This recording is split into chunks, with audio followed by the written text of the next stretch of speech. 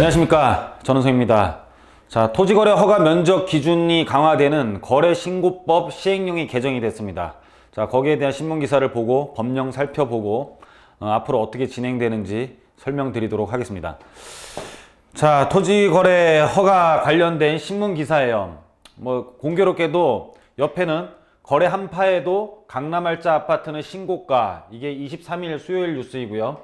그 옆에는 소형 연립 다세대도 토지거래 허가 받아야, 그러니까 아파트 갖고 있는 사람은 신고가라는데 연립 다세대 살려는 사람은 토지거래 허가 받아야 된다는 반대 기사를 써놓으니까 조금 열받는 것 같아요. 열이 받습니다. 왜냐면은 우리는 강남 알짜 아파트를 못 사니까 소형 연립 다세대라도 사서 이렇게 된 사람들을 좀 따라잡으려고 하고 있는데, 이것마저도 못하게 소형 연립 다세대도 토지거래 허가 받아야 거래신고법 시행령 개정, 수도권 광역시 세종시 예선 땅 거래 때 자금 출처 꼭 신고, 갭 투자 등 투기 수요를 완전히 차단을 했기 때문에 앞으로는 우리는 영원히 강남 아파트 같은 것을 갖지 못하는 상태로 변할 수 있다는 것을 의미하는 건데, 여기에 대한 내용을 좀 보면은요, 6제곱미터라고 되어 있습니다. 6제곱미터 초과 토지까지 허가 대상에 포함된다. 대지 지분 1.8평 초과는 자금 출처를 써내야 되고, 그리고 그 1.8평밖에 안 되는 곳에 우리는 입주를 해야 됩니다. 못 사는 거죠. 자, 그래서 여기에 대한 법령들을 보면은요, 기존에는 18제곱미터였어요. 토지거래 허가가 되면은 18제곱미터였는데, 그건 뭐냐면 주거지역 180제곱미터에서 기준 면적의 10% 이상 300% 이하의 범위, 그러니까는 나머지는 의미가 없고 기준 면적 10%라고 보시면 될 것 같습니다. 토지거래 허가는.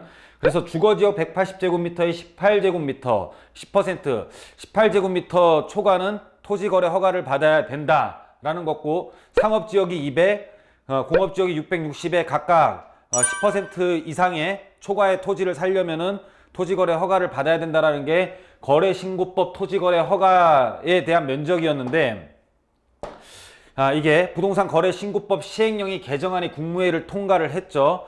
그래서 이 통과를 시킨 이유가 뭐냐면, 현행 법령상 토지거래 허가구역 지정 시 용도지역별 기준면적의 10%에서 300% 범위에 따로 정하여 공고할 수 있으나, 허가 대상 면적을 최소화하더라도 도심에 위치한 소형 연립 다세대들은 피해 나간 거예요. 허가 대상에서 제외됐는데 도심에 위치한 소형 연립 다세대가 이번에는 타겟이 된 거죠. 이것마저도 못 사게 하려고 허가 대상에서 제외될 수 있기 때문에 이것을 강화시킨 거예요. 그러면 우리는 이런 거를 사서 알짜 강남 아파트가 될 만한 곳들, 거기를 선점하려고 했었는데 이것도 못하게 막아버리는 거예요. 그럼 우리는 어떻게 부자가 되겠습니까? 여러분들 부자 될 사람이 이게 통과되고서 시행이 되는 순간 아무도 없다라는 것을 의미하는 겁니다. 제가 부동산을 그렇게 오래 했는데, 20년을 넘게 했는데, 그러니까 최초의 매입을 하는 사람은 가능해요. 최초의 매입을 하는 사람은 입주해서 살 수 있겠죠. 신혼부부라든지 또는 내가 혼자 살면서 최초의 집을 사는 사람은 그냥 앞으로 개발될 곳에 좀 허름한 곳에라도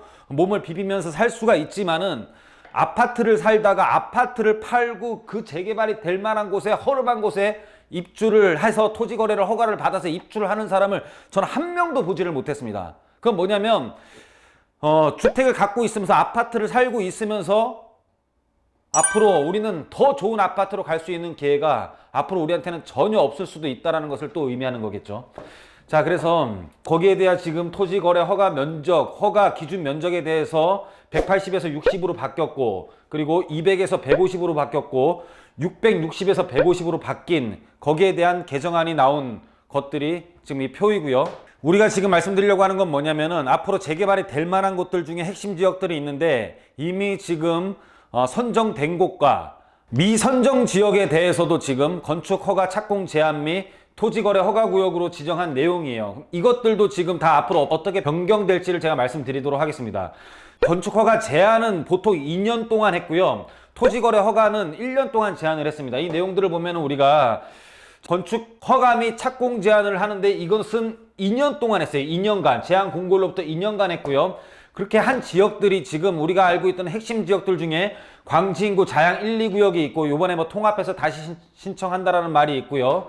그리고 쭉 이런 지역들이 다 토지거래 허가구역으로 지정됐어요. 그리고 여러분들이 관심을 갖고 있는 강남구 일원동 대청마을까지 다 21곳이 지정됐고, 선정이 안 됐더라도 19개국 37곳에서는 건축허가 제한 2년 및 착공 제한 2년 그리고 토지거래 허가를 1년 동안 다 지정을 했죠. 그래서 앞으로 어떤 일이 일어나느냐면은 자, 광진구 자양동의 예를 한번 먼저 토지 이용계 확인원을 볼게요. 건축허가 착공 제한을 2022년 1월 26일부터 2년간 했고요. 그리고 토지거래 허가에 대한 것을 지정기간을 2022년 1월 29일부터 2023년 1월 28일까지 했어요. 근데 이게 또 토지거래 허가도 또 한 번 해서 연장되는 경우가 굉장히 많이 있죠. 그걸 기준으로 한번 말씀을 드리면 자, 지금 토지거래 허가를 받지 않다가 미선정 지역도 1월 29일 날 토지거래 허가구역으로 지정이 돼서 18제곱미터 초과는 토지거래 허가를 받아야 돼서 입주를 하셔야 되고요. 아직도 투자할 물건들이 18제곱미터 미만들은 남아 있습니다. 사실은 남아 있고요. 그리고 18제곱미터 토지거래 허가를 할 때 이것을 적용받지 않는 매물들, 그러니까 입주를 하지 않아도 되는 매물들은 거래 가격들이 급등을 해요. 왜냐면은 이 초과되는 부분들에 대한 수요자들은 없고 이 이하의 지금 물건들을 다 살려고 하기 때문에 가격이 급등하는 거는 당연하죠. 매물은 극히 소량이고 살려는 사람은 많고.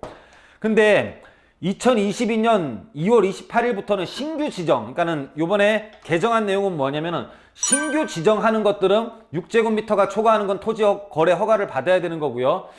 2022년 1월 29일 날 토지 거래 허가로 지정된 부분들은 다시 이렇게 변경되지는 않아요. 그냥 계속 18제곱미터를 유지하고 있습니다. 그래서 지금은 기회가 있어요. 기회가 있는데 6제곱미터 초과 토지거래 허가를 받아야 되면은요, 토지거래 허가 미적용 매물은 사실상 없다고 보셔도 돼요.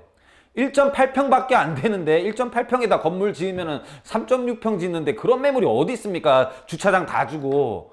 그래서 이런 매물은 아예 존재를 하지 않기 때문에 앞으로 지금 지정된 곳들이 1년이 되면 2023년 1월 28일까지 지정이 됐는데 요때를 놓치면 그 다음부터는 아예 또 살 수가 없다라는 겁니다.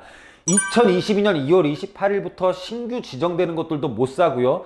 기존에 지금 개발될 만한 곳들은 다 알려드렸는데 그런 것들이 앞으로 2023년 1월 28일이 지나서 다시 제정이 되면은 이제는 18제곱미터가 아니라 6제곱미터로 변경이 돼요. 이거는 청산의 문제가 아니라 그냥 영원히 여러분들이 강남 알짜 아파트 같은 것을 영원히 구입하지 못하는 상태로 변경되기 때문에 여러분들이 용기를 어떻게 낼지를 한번 저희랑 상의하시라고 오늘 강의는 준비했습니다. 여러분들 한번 잘 생각해 보시고요.